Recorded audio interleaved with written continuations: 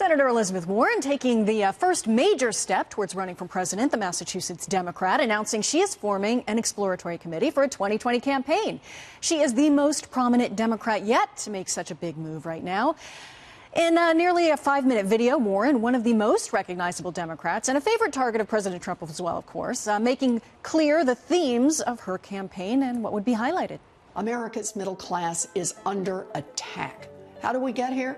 Billionaires and big corporations decided they wanted more of the pie, and they enlisted politicians to cut them a fatter slice. Our government's supposed to work for all of us, but instead it has become a tool for the wealthy and well-connected. And the RNC responding, saying, quote, Americans will see her, Warren, for what she is, another extreme far-left obstructionist and a total fraud. Now, Warren's announcement comes on the heels of the New York Times reporting she is one of 4 Democratic senators, including Kamala Harris, Cory Booker, and Kirsten Gillibrand, who are, quote, poised to enter the 2020 race in the next several weeks. So those are some of the big names that are being watched on the Democratic side. Hugo, when it comes to Elizabeth Warren, she's fairly popular in Massachusetts. Her video there was, really classic Elizabeth Warren. She's talked about, the little guy and the big banks and the institutions and going after that. And the big question with her isn't so much as will she be popular with Democrats, but will she sort of appeal to a broader spectrum of Americans? Can she actually beat President Trump? I don't think that she is going to be the nominee, and I don't think that she can appeal to a wide base. I think watching that video, the thing that really struck me is that it confirmed my thought that she is kind of yesterday's person. Her time has already come and gone. She struck all the themes that Bernie Sanders and she have been striking for the last 5-10 years. But there's a lot of younger guns in the Democratic Party now. She doesn't stand out as being more left-wing or more Bernieite than others. Cory Booker and Kamala Harris and a lot of people are on the left. What struck me about that video was, she talked about the middle class. She didn't emphasize Massachusetts. She actually mentioned her Oklahoma upbringing. She mentioned her military connections. It was all fairly formulaic stuff, which I think actually was a bit of a stumble as a video. Yeah, and the real question is, too, as well, a lot of people questioned why she didn't do this before, why she didn't step in when Bernie stepped in, and it seemed like he stepped into that place, took that mantle, he ran with it, he was bringing in the big crowds. Well, because she released that video tracing back her Native American heritage, trying to embarrass President Trump, and people it was embarrassing for her. Yes, she proved that there was some ancestry that was Native American, but when it went back many generations into the 18th century. Right, she felt the need to do that. So again, she was quiet for a little while, but I can't wait for all of these Democrats, Rachel, to be up on the stage, pushing each other further and further and further left. Oh, gosh, yes. But absolutely, I think, as far as I'm concerned, this campaign of Elizabeth Warren is dead on arrival. And for all the reasons that you said, Hugo, but for exactly that second video, too.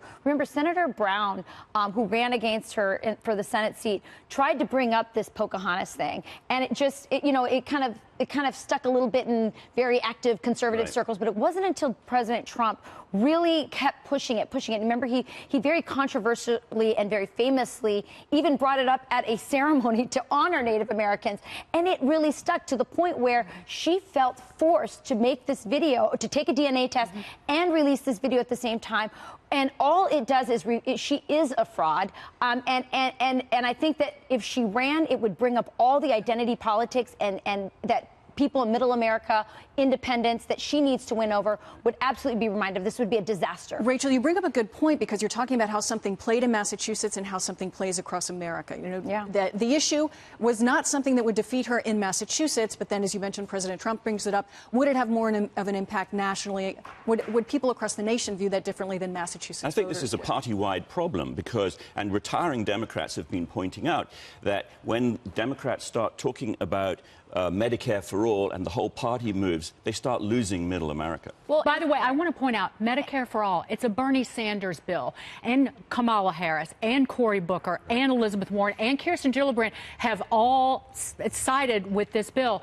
And we should be clear right here. It's not Medicare for all. It's Medicare for none. That bill gets rid of Medicare as it exists today and gets rid of private insurance. So how are they going to run on something that's literally going to rip up Medicare for the elderly But they and have to win bankrupt the over. country? But they have to win over Middle America, and they've spent the last year resisting Trump and not trying to figure out how they lost it in 2006. And I want to bring Britt in here before we lose her. Go ahead. Yeah. No, I was just going to say, she tried to go up against President Trump. She tried to beat him at his own game. That's true. And that's never going to win with Democrats. That was embarrassing, especially, too. You can't factor out the younger millennials coming up.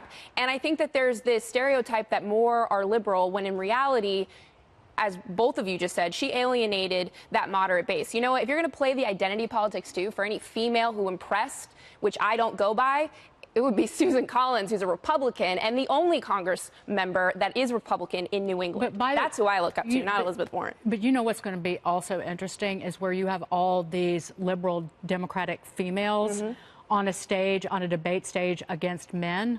What is how are they going to sideline them? Like, how far are you going to take the gender politics? Because or we the saw racial politics. We saw Francis O'Rourke pretending like he's Latino. I mean, how's that going to play? But like with the women, you saw Hillary Clinton use her gender as a crutch when it was convenient, and then swat even Bernie Sanders with it when she could. And so, again, do they turn all the Democrats who are men running for the presidency into a bunch of sexist pigs? We'll be looking forward to seeing that stage. It'll be fascinating either way.